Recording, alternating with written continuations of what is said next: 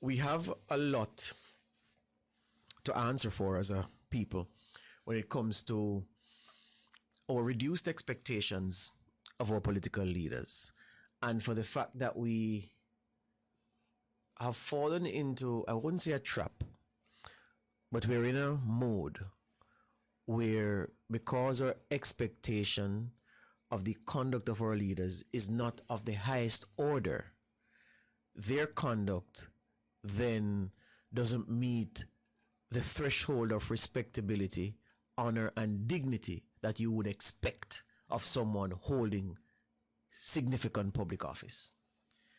And because of that, when there are infractions committed by our leaders in the discharge of their duties, they have no compunction to continue their work, oblivious to the transgressions, deaf to the injury caused by their conduct, blind to the fallout from their actions, and they'll soldier on because what? 9-day wonder and controversy talk will soon die down around something that they've done which is totally out of line in the respectable sense. So where am I going?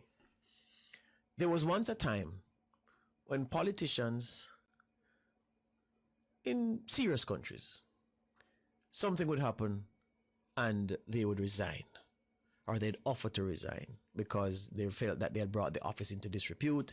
They believed that their government, their party, could do without the aggro of having to defend them wherever they went. Wherever the prime minister went, they'd be asked about, what do you think about Minister Thomas's comments about this, that. What do you think about Minister Thomas's conduct in this matter? So, and it would hound the prime minister, hound the party leadership. It was not good. It was distracting from governance. And so people would say, you know what, I would step aside. Mark you, there have been instances even in all of that where people have, offered to resign or resigned over matters that you're saying, well, you really resigned over that. But it's not the scale of the event, It's the effect and the controversy stirred, and people say, listen, if this thing causes controversy, it is best I step aside. That happens. And for that to have been happening in many jurisdictions across the world for a long time, it was because standards were high. And politicians were expected to hold and to maintain and establish the highest standards of behavior and conduct. Your conduct should be unquestioned. What you said and did was not to attract any controversy whatsoever. But times have changed because we as a people, we let so much slip. In everything we do, we accept the lowest standards. In professionalism, we accept, we are self-serving. So if the person I support, if their behavior falls out of line, I am going to encourage them to keep soldiering on because I support them. But if it's somebody I do not like, if it's the other party or somebody from the other side, I'm going to bay and call for their resignation. I'm going to hound them out of office like a dog because, of course, I want to score political points. I want to see my political opponent weakened. But the principle does not hold for the person on my side if they were in the same situation. And I'm saying that is not the fault of the politicians. That is the fault of us as a people because we've accepted low standards.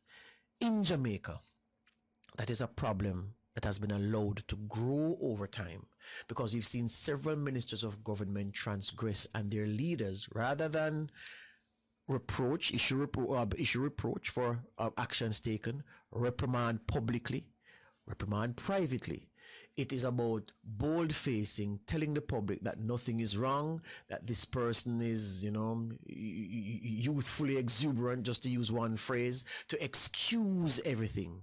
And that then makes a hypocrite of the politician, the political leader, who would then tell a high schooler that the way they are conducting themselves is wrong. You realize that we have lost the ability as a nation for our politicians, most of them, not all, to go in front of a room full of teenagers and to preach to them about standards of behavior.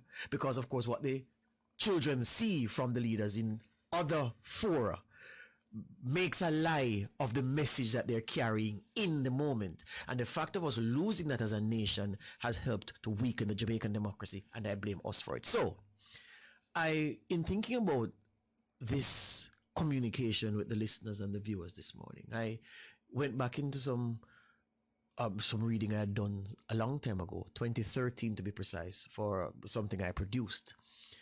And I found some examples of politicians in problems resigning over matters that us know in the way that we are thinking, we would say that those things are trivial.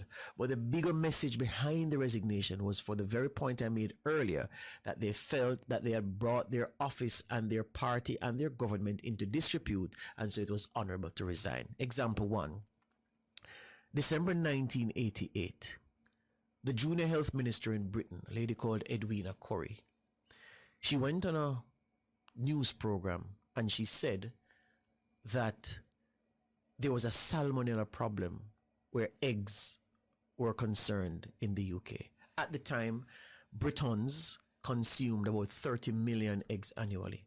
Now, for the junior health secretary to say that on TV, you know what happened. Egg sales plummeted. Farmers were livid because they must say, well, we don't have any evidence of that, But if the health secretary says so, I mean, how are then we to convince people that the eggs that they're consuming are safe? Yeah? She didn't get any backing from anywhere in the government. The Department of Health didn't back her either. And she was forced into a corner. And our party defended her. Her government defended her. But looking on the problems she had caused for people who sold eggs, people who produced eggs, Edwina Corrie resigned on that basis. I ask you, Ton, I ask your listeners to think of a Jamaican minister saying something like that and something like that happening and them taking the step to resign. It would never happen. September 24, 1992, Britain's Heritage Minister, David Mellor, resigned after the People newspaper published the details that he was having an extramarital affair. They published that he had a girlfriend and that they would meet up at this place and that place for romps, frolics. And the man said, well, this whole thing, everywhere my prime minister goes, they're asking about Mela. If I go anywhere to speak, journalists want to talk about that rather than my ministerial duties. He resigned because of that. Now, this was consensual frolicking with an adult woman, of course, not his wife, but it was serious enough to him, and the controversy was serious enough to him for him to say, you know what, I'd better step away from government because of this thing. Yeah? Even though he never confessed or owned up to what the magazine published, but him just said, listen, this brouhaha, unnecessary, right?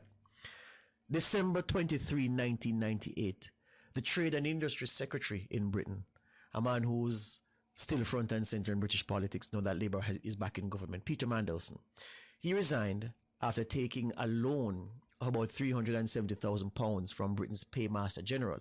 Now, he says he took the loan before he became a minister, yeah? And it was a home improvement loan.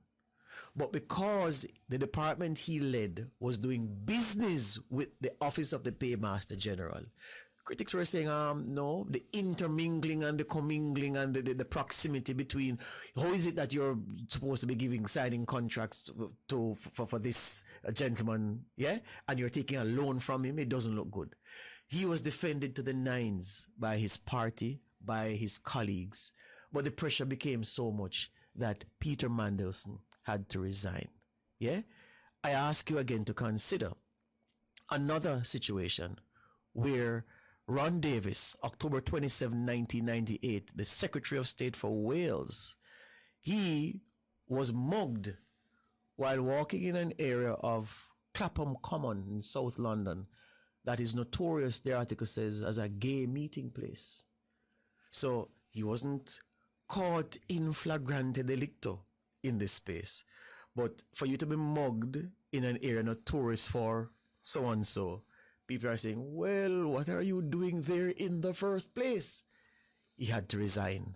He resigned as a result of the controversy caused by being mugged in a place known as a haunt for gays in South London. I say these things to you not to tickle mirth or to inspire mirth, but just to look at the reasons people have resigned. And I know these examples are British, but they're the best I could find, and I think they make the point. I was watching a committee meeting in the Commons myself some time ago, maybe it was perhaps during COVID time, and the Minister Turner turned up. It may have been 2 hours late for the committee meeting.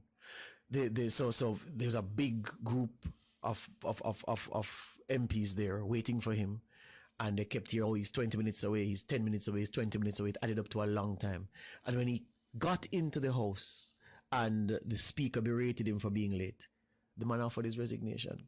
Yeah, even the speaker was saying, all right, I mean, it's serious, but come on now. And he was adamant that he felt he had let down his colleagues who were there waiting on him, wasting valuable time sitting waiting on him, and he felt that, boy, you know, he had undermined the office. And they were saying, yes, we agree that it's bad, but we think you should get on with business, blah blah blah. I'm just saying. So these are not perfect examples, but I'm saying there used to be honor among men and women. We used to demand the highest, the utmost for the highest. Know what we have? We have silver-tongued, lying politicians who we've created and caused to be silver-tongued and lying, demanding the highest and the utmost and the exemplary behavior and conduct of others when they themselves and those around them are dirty vessels. And it's not them that created this. It is us, me, you, and everybody else, because these are the standards we have accepted over time. And I say, we can't lament that the problem exists. We can't wait on some mythical being to form out of the clouds. Turner says her superpower would be teleportation. We can't want somebody to teleport to this land to change that for us. We have to begin changing it ourselves. We have to expect more. We have to demand more. We have to demand any profession that especially interfaces with young people. Teachers should be exemplars in terms of conduct and behavior. Politicians the same. We can't half-arse it. Yeah, we can't. It can't be piece-a-piece. We have to demand the best. And we have to let these politicians know that you are all falling below the required threshold, and we deserve and we want better, because that's how the country will be better. And resist those who are themselves compromised, who have no moral authority to tell you about anybody and the standard of behavior that they're not meeting. Yes, resist them and ask them all to get their acts together. It's a simple thing I'm asking this morning.